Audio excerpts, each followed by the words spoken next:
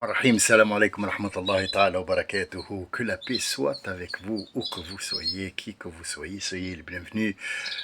Décidément, je n'arrête pas de dans le travail, mais sachez que, alors après vous avoir souhaité la paix, vous avoir souhaité le bonheur, vous avoir souhaité la quiétude, je vous dis que tous ces petits bobos qui arrivent, ces petits trucs dans le travail, ça fait partie de la vie. Les chants des oiseaux. Mes oiseaux, malheureusement, j'avais des perruches ondulées. Les perruches ondulées, ils étaient libres de circulation dans la maison et ils savaient très très bien où faire leurs besoins. Au grand jamais, un jour, je leur ai mis quelque chose quelque part. Mais ils savent très bien les coins où aller. Une perruche ondulée a un repère. C'est un repère. C'est pas un animal pensant, c'est pas un animal qui a de l'intelligence, mais c'est un animal, un volatile, si vous voulez, qui connaît ses repères. Il connaît la personne et il sait très bien où et comment faire. Par contre, s'il est enfermé chez moi, c'est que moi je dois lui procurer un endroit où il défèque, donc du sable bien sûr, et aussi pour éviter qu'il y a des, quand il s'envole, il y a des plumes ou quoi que ce soit, comme n'importe qui, par exemple quelqu'un qui a un chat à la maison, il est aussi tenu de lui faire une litière. Sauf que j'ai eu des canaris qui sont, c'est des merveilles. En fait, leur chant, c'est comme le ronronnement du chat, ça apaise quelque part. Et ça me donne envie de regarder comment Dieu a créé tout ça. Avant-hier, j'ai ouvert des huîtres. Je ne sais pas si un être humain normal ouvre une huître qui va manger, qui est pleine de vitamines, qui est pleine de tati, et le goût de l'iode et le goût de la mer, et puis il ouvre à côté une moule, et puis après un poisson, et une poulpe, et une sèche, et les fruits de mer en général, et un thon.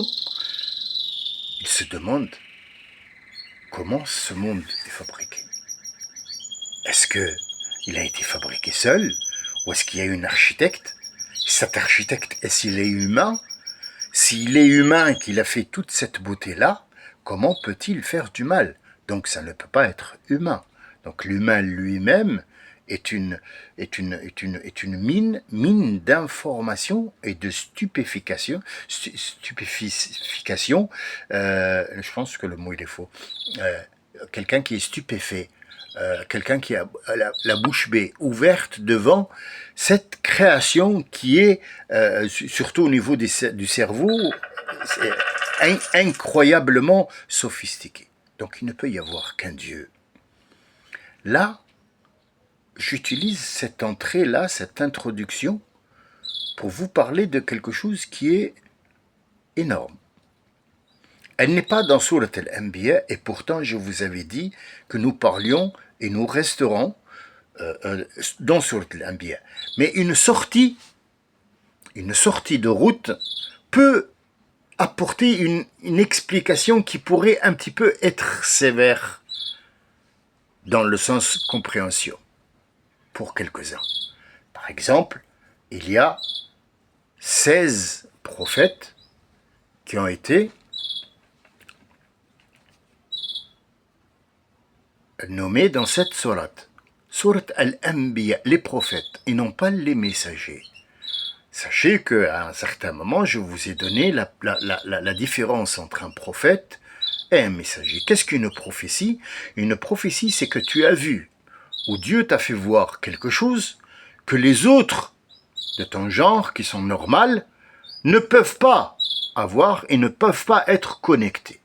Comme dirait-on, quelqu'un qui est à la DSL et l'autre, il lui a donné la fibre. Il est le seul dans le quartier à avoir la fibre. Donc les autres rament Alain Souchon. Et les autres, c'est vas-y Francky, c'est bon. Pareil. Voilà. Donc je fais une pointe d'humour, c'est pas de l'humour. En fait, il y a quelqu'un, franchement, le dernier qui peut faire de l'humour, c'est moi. Mais disons que j'utilise des noms, des machins que je mets dans les phrases pour qu'ils soient plus acceptés dans la tête. Quand c'est trop instruction, ça fait trop professeur, ça fait trop des leçons. On n'est pas là pour ça. La sortie de route aujourd'hui, elle est simple. Sourate Ar-Rahman. On en a parlé l'autre fois, la sourate d'Ar-Rahman. D'abord, je vais continuer à vous dire que dans sourate Al-Anbiya, celle qu'on est en train de voir, de regarder, il y a une moitié où il parle de Muhammad alayhi salatu wassalam, ce que ont fait les autres, toutes les préventions qu'il faut avoir dans plusieurs sens, puis après il évoque les prophètes, à commencer par Moussa wa Haroun. Moussa wa Haroun, ils n'en parlent pas de eux-mêmes. Ils ne parlent pas de Moussa, qu'est-ce qui lui est arrivé, et Haroun c'est qui, ou Moussa c'est qui. Mais ils parlent du message qu'il a été envoyé par Moussa wa Haroun al-Furqan, et que les autres ont nié, et ils ont dit, ça c'est de la magie. Nous ne parlons pas de Moussa. Or, quand il passe tout de suite après à Ibrahim, il parle du message d'Ibrahim, mais il parle de ce qu'il a été, ce que Ibrahim a enduré, jusqu'à ce qu'on le mette dans le feu. Et comment ça s'est passé? Jusqu'à ce que Allah dit au feu, soit bard wa salaman, soit froid et salam, paix. Disons que si par exemple Dieu avait dit, sois au feu, je t'ordonne d'être du froid pour Ibrahim, il aurait gelé sur place.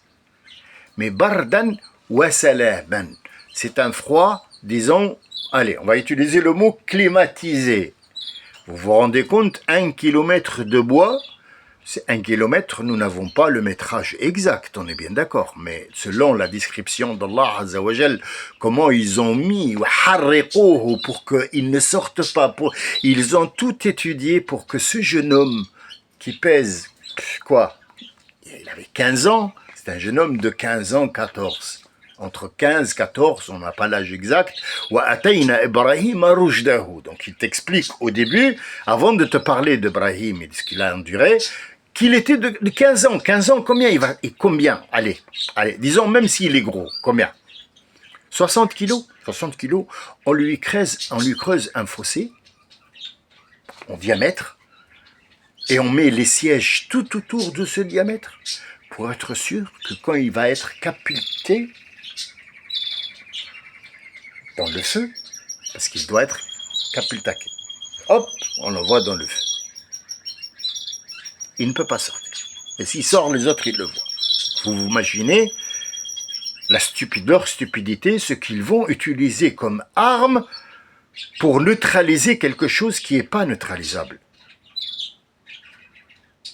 On le vit aujourd'hui, oui. Vous voyez, quand on attaque les prophètes, et qu'est-ce qu'ils ont, pourquoi ils sont venus, nous trouverons tous les détails de ce qu'ils font.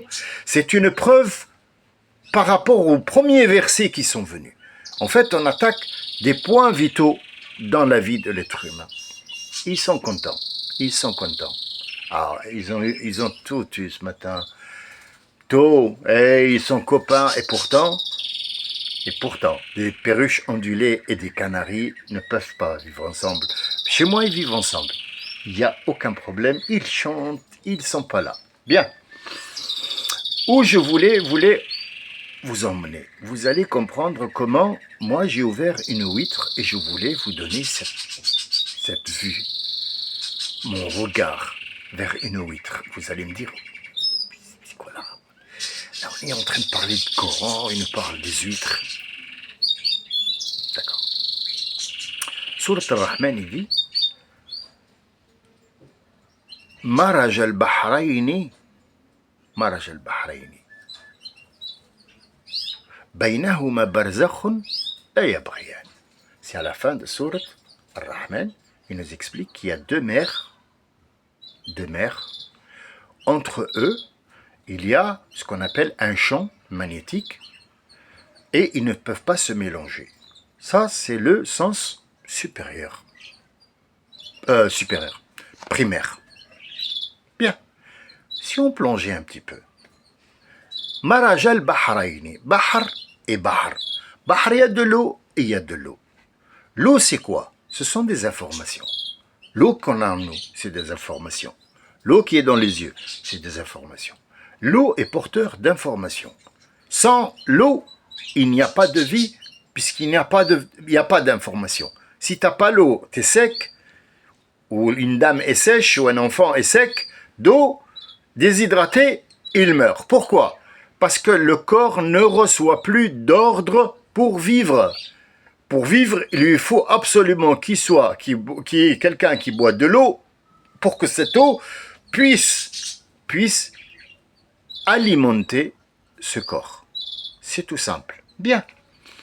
Nous, on nous a dit, ouais, parce qu'il y a une mer en Arabie, là, Dejra ou Frat, et puis ils ne se rencontrent pas, parce qu'ils ne doivent pas se rencontrer, et chaque fois, ils font de... Attends, cousin, on va parler en arabe, s'il te plaît. On va parler le langage du Coran, comment c'est écrit. Maraj, c'est quoi al-maraj? Ma huwa al-maraj? Marajul Bahrayni. Alors, les scientifiques, soi-disant, ou les connaisseurs, ils ont dit, maraj, ça veut dire la fin. Oui, mais l'eau, il n'y a pas de fin, sauf si toi, tu l'arrêtes. Si tu fais un bassin d'eau, et tu mets l'étanche en bas, l'eau reste en haut. C'est toi qui lui as mis la limite. Si tu ne le mets pas, l'eau va partir pour donner ces informations à quelque part. Pourquoi, par exemple, si vous voulez un barrage n'est pas recommandé. Un barrage n'est pas recommandé. Pourquoi? L'homme n'a pas le droit de faire un barrage pour faire de l'électricité? Si, mais le barrage, l'électricité qu'il va te donner, elle est par rapport aux dégâts que tu vas causer, rien. Tu vas avoir de l'électricité pour donner à des gens pour allumer. Mais tu as d'autres façons. Le barrage t'a empêché, l'eau, d'apporter les informations, l'eau, le fer, le magnésium, les poissons, l'or, tout ça, de circuler comme il faut dans les rivières. Et en plus, il y a une très très grande, c'est-à-dire participation à ce qu'on appelle le dérèglement, puisque tu as fabriqué un lac artificiel qui n'a pas eu lieu d'être là-bas, et Dieu n'a pas ordonné ce lac-là, mais tu l'as fait. Alors, qui a raison? Moi ou les États qui ont fait des trucs pour que les gens aient de l'électricité? Et cette électricité, elle te sert à quoi? À te réchauffer? D'accord. Le corps humain, normalement, il dort à 19 degrés. S'il chauffe plus, il est malade le lendemain. Est-ce que Dieu t'a dit de te chauffer? Pourquoi il t'a mis un thermostat interne du corps, comme quoi, quand des températures hautes arrivent, tu sues. Donc ici, Maraj al-Bahrayni, c'est pas al-Bahrayni, ceux qui sont à Dejla ou Fourat. Et pourquoi l'autre monde, il n'y en a pas? Il n'y a que là-bas. Le miracle est que là-bas. En fait, il y a des choses qui ne tiennent pas debout.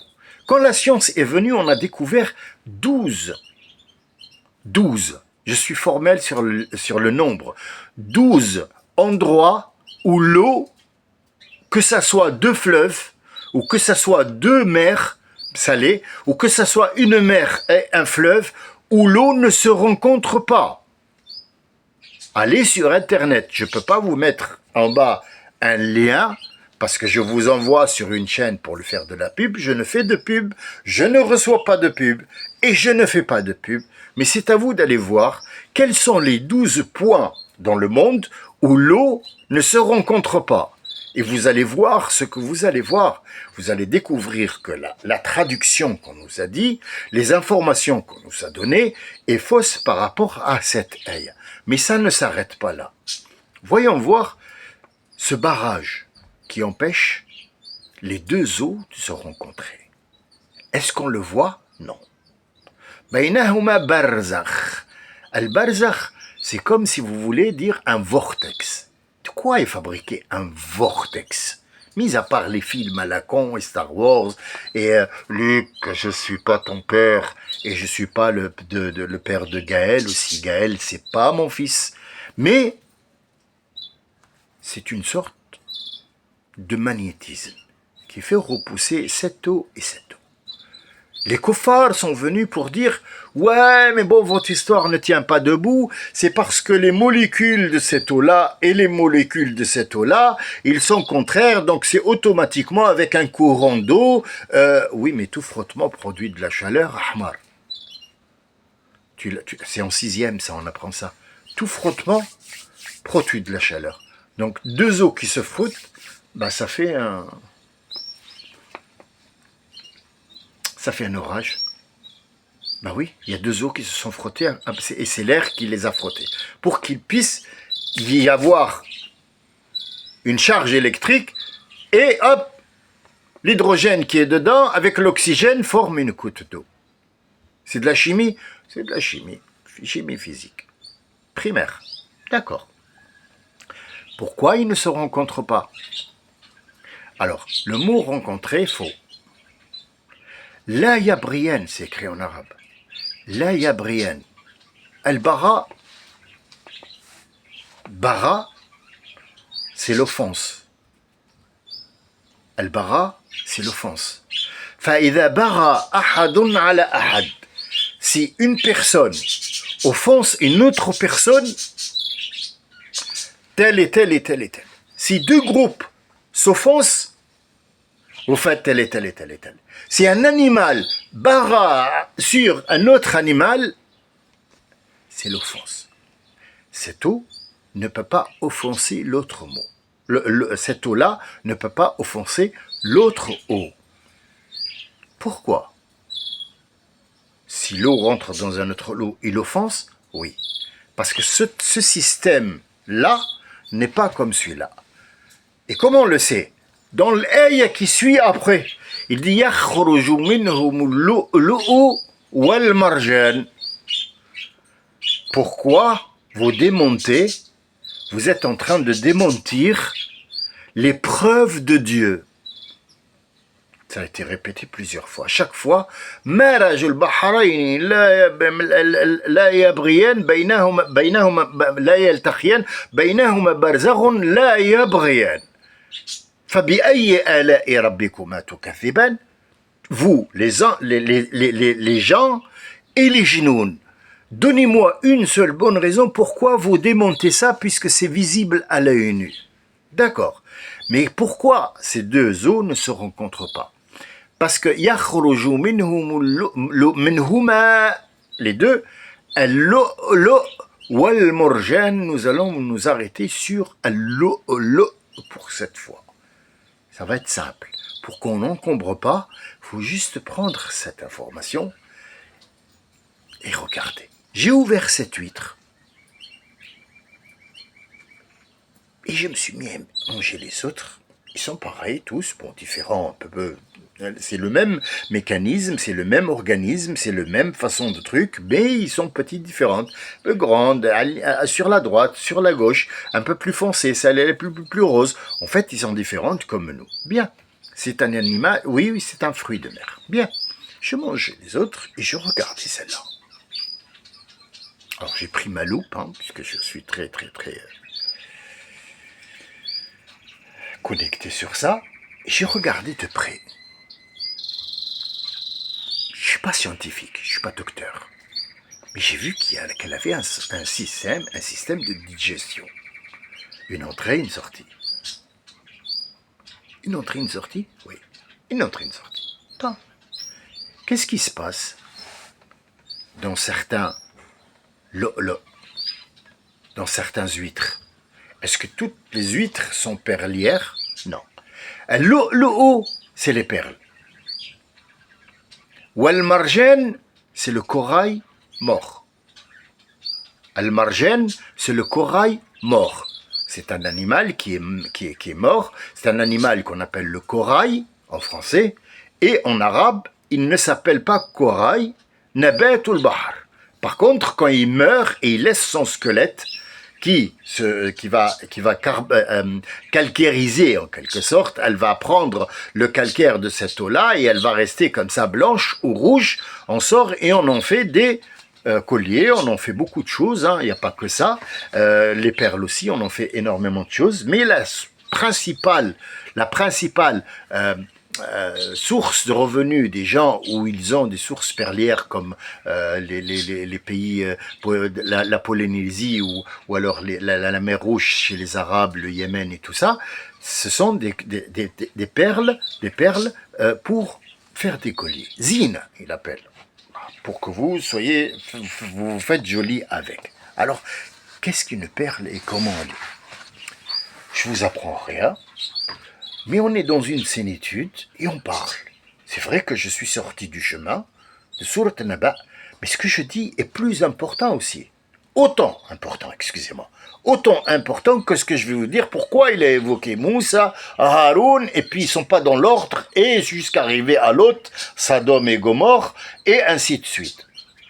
Nous allons continuer. Qu'est-ce qu'une perle? Une perle, en fait, ce sont une sorte d'huître qui a une digestion très, excusez-moi, voilà, qui a une digestion très difficile. Or, elle vit dans le sable. Il y a des huîtres qui vivent sur les pierres. Mais nous parlons des huîtres perlières qui font les perles, dont Dieu nous raconte dans Sourate Ar-Rahman les perles là, pour nous dire comment vous pouvez démentir ce que Dieu vous dit. Comment vous pouvez oser démentir des choses comme ça? Et pourquoi il a évoqué la perle? Pourquoi il n'a pas évoqué une montagne très grande ou alors le soleil ou je sais non, une perle. Alors cette huître, quand elle mange, bien sûr elle mange des algues, des planctons, ainsi de suite. Chacun a son manger dans l'eau. Les poissons mangent des poissons aussi, oui, mais ils peuvent manger des algues aussi, ou ils peuvent se manger entre eux, entre fruits de mer et les cétacés. D'accord? Alors, parfois, quand elle avale, il y a un grain de sable qu'elle ne peut pas évacuer. Ce grain de sable pourrait irriter son côlon. Puisqu'elle a un côlon comme nous, c'est un estomac que j'ai bien vu. Je peux vous donner des photos, mais ça ne sert à rien. Vous avez toujours Internet, vous allez voir le métabolisme d'une perle, comment ça se passe. Donc ce grain de sable, ce qu'elle va faire, pour qu'il n'irrite pas, elle va le couvrir d'une première couche de ce qu'on appelle le nacre. Le nacre, c'est ce qu'elle recouvre avec, c'est de la salive qu'elle fabrique elle-même pour faire de son abri quelque chose de glissant et non pas quelque chose qui va rayer sa peau, puisqu'elle a la peau d'une méduse. C'est c'est la consistance d'une méduse. Bien. Elle va faire ce nacre que nous utilisons pour décorer des meubles, et décorer des trucs, et ainsi de suite. Même le nacre, on l'utilise, il est tellement beau qu'on... D'accord. Cette perle-là, elle va grandir, avoir sa première couche de nacre dans le noir. Et puis après, une autre couche. Et puis une autre couche. Jusqu'à arriver à un certain moment où elle devient grande et que l'homme a découvert ça et il va la sortir. Alors il y a des grosses perles, des petites perles, ça dépend, mais ça devient pour elle comme une tumeur qu'elle peut effectivement éjecter. Mais l'homme a préféré l'enlever lui-même et remettre l'huile dans l'eau pour qu'elle puisse manger encore et peut-être avec un grain de sable et elle va recommencer parce que sa digestion, elle est difficile. C'est comme ça qu'une perle naît, oui. Et où on trouve, comment on appelle cette perle?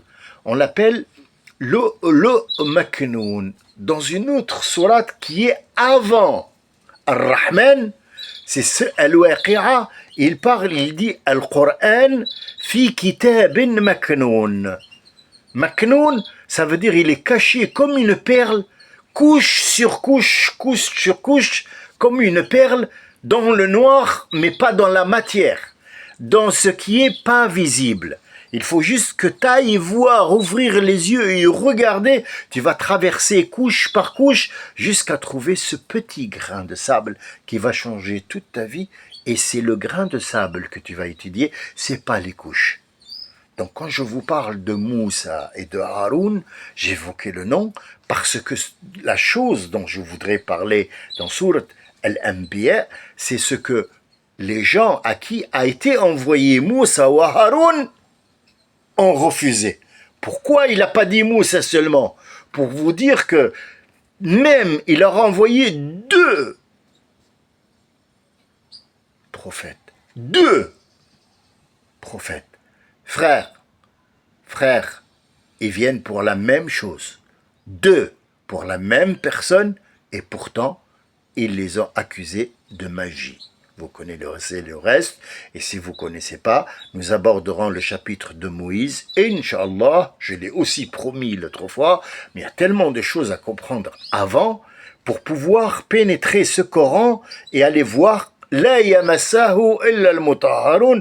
Cette ayah-là, cette sourate, cette ayah, ce verset, ils nous ont bercé avec ne touche pas le Coran, sauf si tu fais les ablutions. Oh là là, ne touche pas. C'est écrit, il ne faut pas toucher.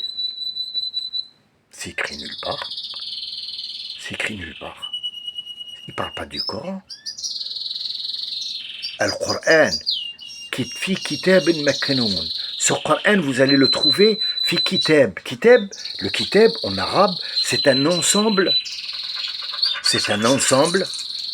d'éléments qui font en sorte qu'il y ait quelque chose.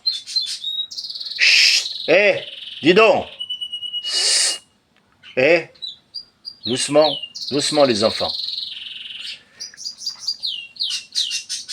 Fi kitab maknoun. Des ensembles d'éléments qui sont cachés dans une phrase. Il faut aller les chercher. Et donc là, l'eau, qui ne voit pas l'autre eau, ça veut dire chaque eau a un sens. Chaque eau a une vie. Chaque eau a une destinée. Chaque eau a des informations ou des instructions à faire. L'autre ne doit pas l'offenser. S'il offense, c'est qu'il a choisi de rentrer dans un autre chemin où il n'a pas été envoyé. Donc cette eau va aller dans une part, l'autre eau va aller dans un autre sens parce qu'il a des informations à apporter dans l'autre sens. Les deux sortent des corails, des coraux et des perles, oui, yakhruju minhuma, les deux, que ce soit l'eau saumâtre ou l'eau salée. L'eau saumâtre ou l'eau salée. L'eau douce n'a pas de perles, sachez-le. L'eau douce ne fabrique pas d'eau, de perles, et ne fabrique pas de coraux. Nous parlons d'eau salée. Donc le sel, aussi ici, il a son propre rôle à jouer. Vous voyez, on n'est même pas arrivé à Maknoun. Maknoun, ça veut dire il est caché comme le grain de sable, et couche sur couche, on n'a même pas encore compris comment ces couches sont faites.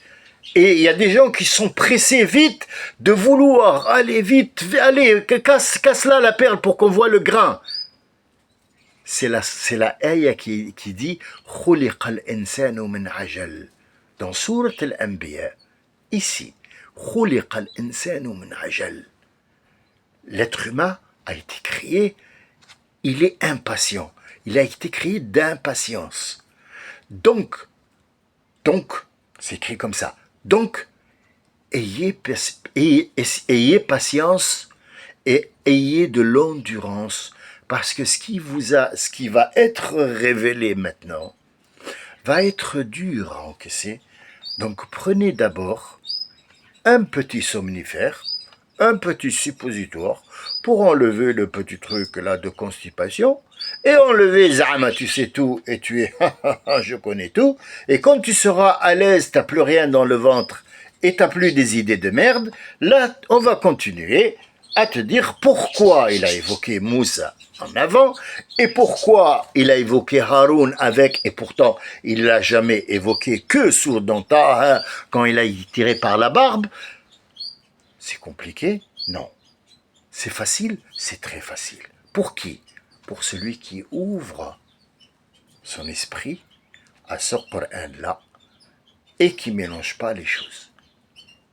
Voilà ce qui a été en premier décidé par moi, c'est-à-dire mon point de vue, j'ai décidé de vous donner ce côté-là d'abord. Vous parlez de la perle. Comment réfléchir? Qu'est-ce que les choses qui nous attirent l'attention?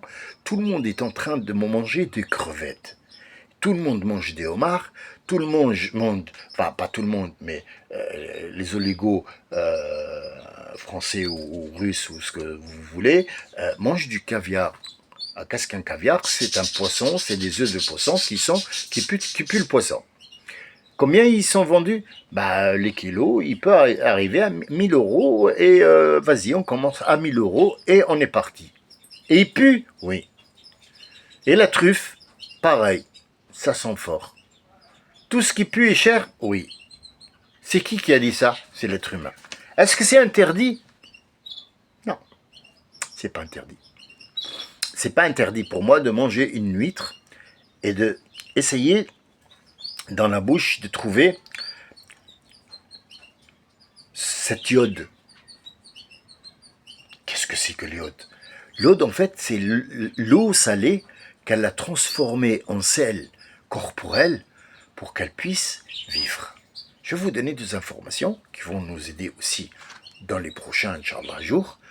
L'oiseau n'a pas de vessie.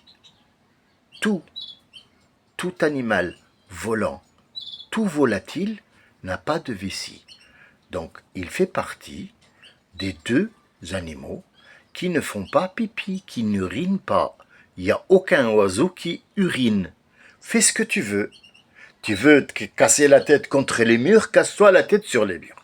Tu veux apporter une chanson de Souchon, Ram, Ram, Ram, eh ben, vas-y, Ram, tu as l'Atlantique, et vas-y, Ram, Ram. L'oiseau, tout oiseau sur terre, ne fait pas pipi. Il n'a pas de vessie. Pourquoi? C'est pas aujourd'hui qu'on va le découvrir. Parce que là, on est à 30 minutes. J'ai rien dit du tout. J'aimerais bien vous donner ça, vous le branchez ou branchez des fils, comme ça m'évite de prendre énormément de temps et on commence à chercher ensemble. Je n'ai pas trouvé qui cherchait avec moi. Et pourtant, on va chercher. Alhamdoulilah, Rabbil Alamin, ça y est, on l'a vu. Ça veut dire... Non, t'as rien vu du tout. T'as rien vu du tout. Il y a un rat qui est de la famille des kangourous en Australie, qui aussi ne fait pas pipi et il ne boit pas d'eau du tout. Du tout. Il ne boit pas d'eau du tout, contrairement à l'oiseau. L'oiseau boit de l'eau.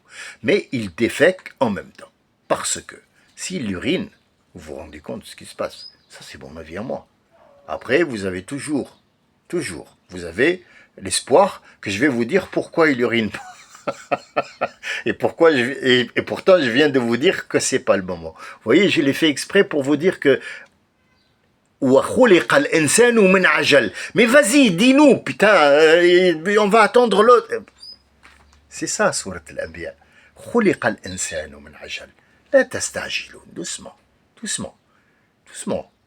Ces gens-là qui n'ont pas cru et pourtant ils ont eu tout devant eux et vous n'avez eu rien eu que le Coran, vous n'avez pas eu de miracle. Eux, ils ont tous les miracles devant eux et pourtant ils n'ont pas cru parce qu'ils t'évitent. Et dis à ton Dieu, si c'est vraiment vrai ce que tu racontes, ah ben dis-lui qui nous envoie par exemple un éclair et qu'on soit brûlé avec la foudre. C'est ce qu'on entend dans les sites là maintenant. Dites à votre Dieu si c'est vrai qui m'envoie la foudre. Et il regarde comme ça, il dit, ah, vous voyez, j'ai pas été foudroyé. Donc, votre connerie, c'est connerie. Et alors Dieu leur répond, toi, je vais, ça veut dire que la foudre a un travail immense dans la terre qu'elle fabrique. Je vais la déranger pour une merde comme toi, pour qu'elle te foudroie, pour que les autres croient. Parce que moi, Dieu, j'ai pas trouvé autre chose. Mais non, viens, je vais t'expliquer comment ça va se passer. Tu vas manger, et je vais te donner le bonheur, je vais te donner